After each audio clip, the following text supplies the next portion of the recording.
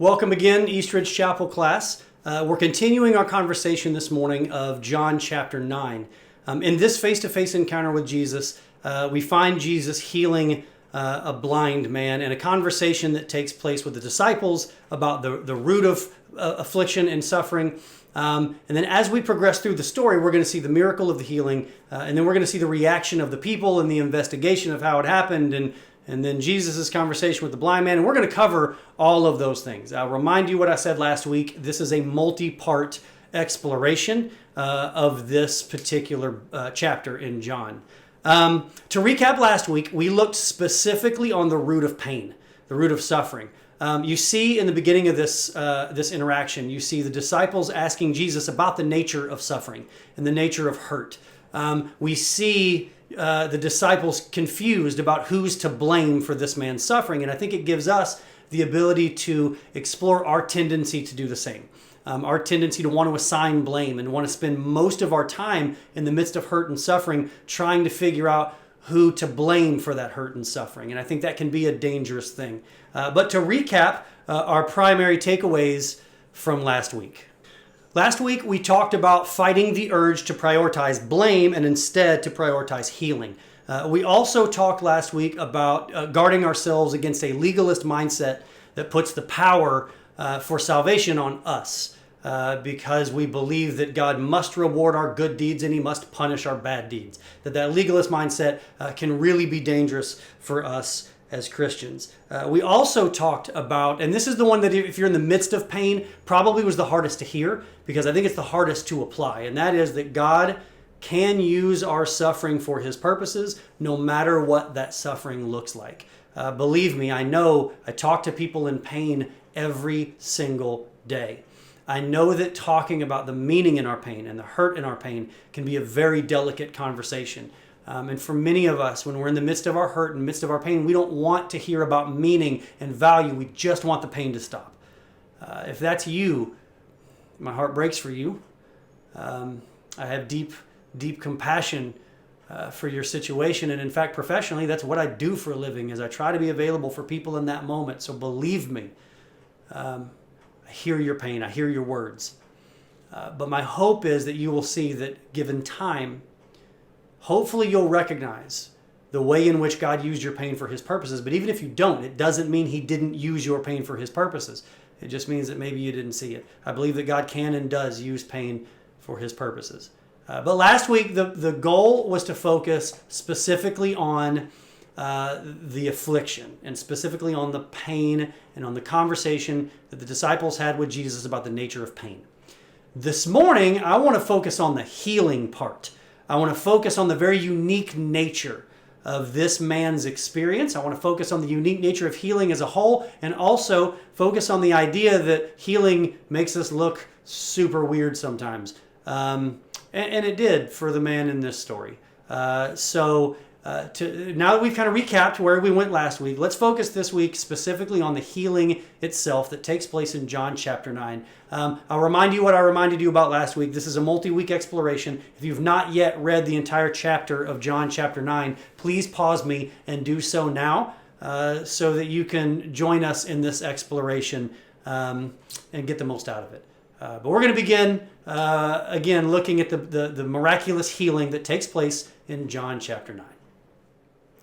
I'm going to begin reading in verse 6.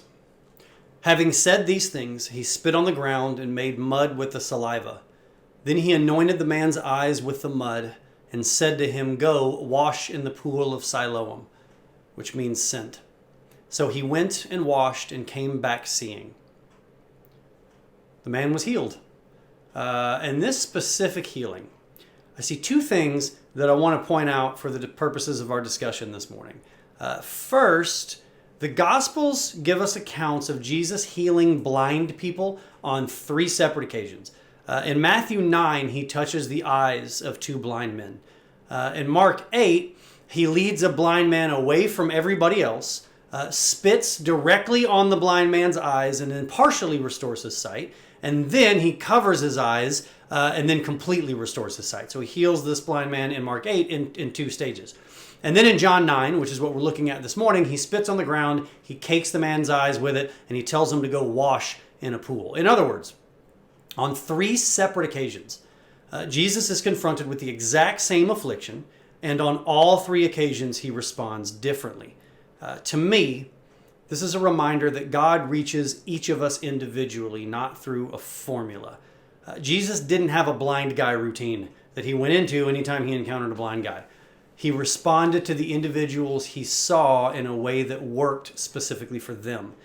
Sometimes Christians can put pressure on each other to be reached in a uniform fashion. But that's not how God works. If you've ever been moved by a book, set on fire to the point where you want to share that book with others, so you ordered like 20 copies, and then you got them all and you were handing them out like they were candy. Read this, it'll change your life. Read this, it'll change your life. Read this, it'll change your life. Then you've probably also experienced the disappointment when none of them were fired up the way that you were at the reading of the book. They knew you were fired up, so their response was probably, yeah, oh, it was great. Thinking through the 2 paragraphs of it they read, I thought the structure was good. And man, the author, woo! I'm speechless, which is a great thing to say when you don't know what you're talking about. If you've had that experience, you know what I'm talking about this morning. If a particular passage speaks to you, a particular prayer, a song, a movie, a book, a specific church, or a specific preacher, God can use all of those things for his purposes. But if something reaches you, thank God. But remember, it wasn't the book that reached you, it was God. He just chose that vehicle to do it.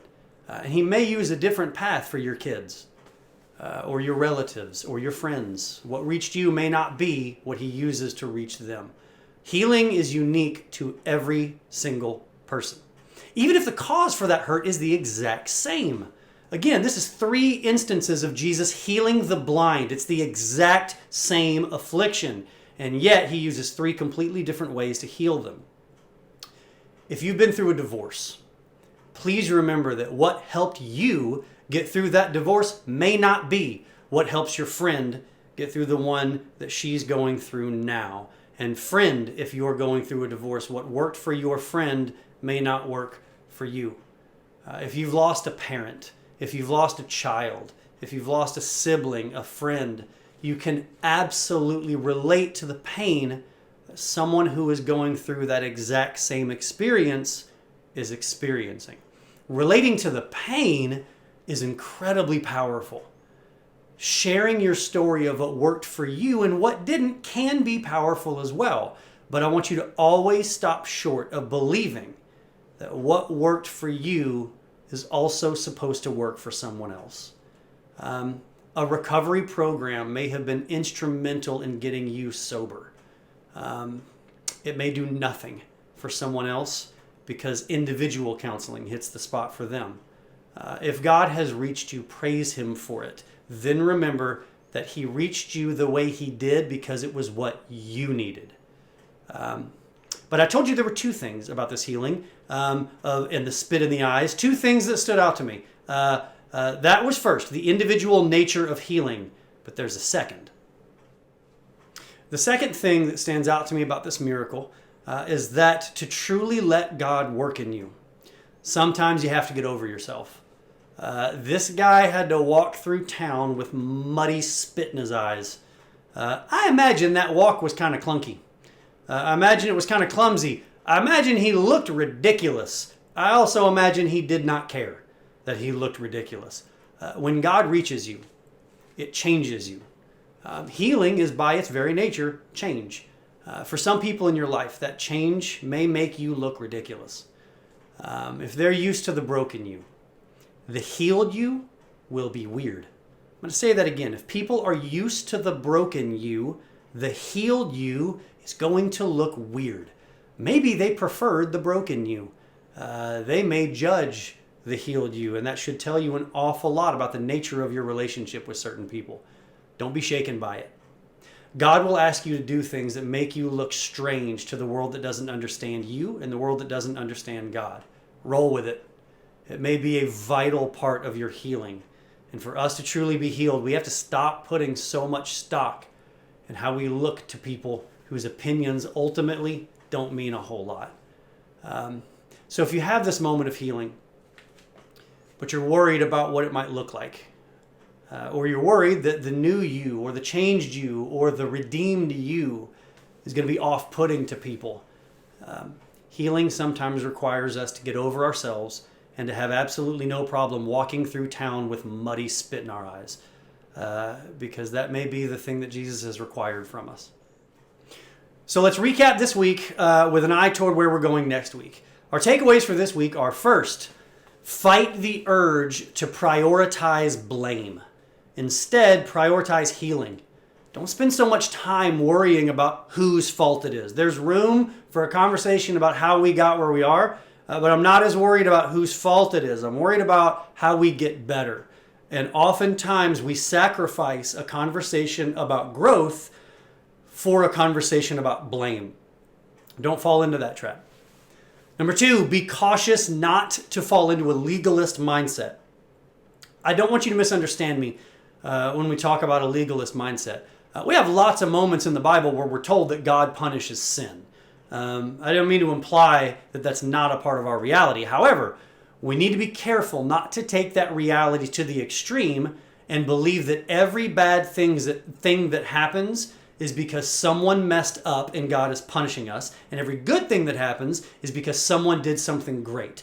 Again, that puts us into a mindset where we're the ones with the power, and that is a scary place to be. Number 3, God uses suffering for his purposes. And I want to put a little addendum onto that point. God uses suffering for his purposes even when we don't see it. Sometimes, especially when we don't see it. The fact that you don't see how God used your pain for good doesn't mean it didn't mean he used, let me rephrase that. The fact that you don't see the way God used your pain for good doesn't mean he didn't use your pain for good. I know that can be hard to hear, but I really believe it to be true. And for those of you who are going through things, those of you who've been through things, that reality can keep you warm at night when your pain makes you feel really cold. Number 4, healing is unique to each person. So be careful when dealing with the healing of another person or reaching another person. Be careful not to bully them because their method of healing or their method of growth or their method of connecting to Jesus is different from yours. For some, it's poring over the text. For some, it's an active prayer life. How that looks is different to each person. Healing and how Jesus reaches us is unique to each person. Be careful not to bully people into believing that your way is the only way. By the way, healing is unique to each person. So is pain. You may have lost your father. And so you may meet another person who's going through the same experience. And you may say, oh, I know exactly what it's like to lose a father. Okay, technically you kind of know, but you don't know anything about their experience. And let me say what I mean. You may know what it's like to lose a father. You don't know what it's like to be them losing their father. The relationship was completely different. The life was completely different. The experience is completely different. So the fact that you connect over the logistics of what your pain looks like is wonderful. I don't want to downplay that. But please stop short of ever telling another human being that you totally understand what they're going through. Because even if all the stats line up, you don't know what it's like to be them going through the thing that they're going through. It has the same root, but two totally different experiences. If you can remember that one part about people's pain being unique to each person, if you can remember that, just that one thing, you'll be amazed at how much more often you will say the right thing when someone is suffering. That's something we all want to do. Finally, our last point for this morning is that the healing process will look strange to people who aren't you. I want to encourage you again to not worry about the opinions of other people as you're going through the process of Jesus reaching you and being healed. I want to thank you for joining us this week for part 1 of this exploration. Next week, we're going to dive into part 2, which is the investigation into this healing. We have some really interesting moments that take place without Jesus, and then the passage ends with another face-to-face with Jesus and the blind man. So we're not done with him yet. Hope you'll join us next week. Until then, Eastridge Chapel class. I love you and I miss you. I cannot wait until we are back doing this face-to-face. Until then, we'll keep connecting this way.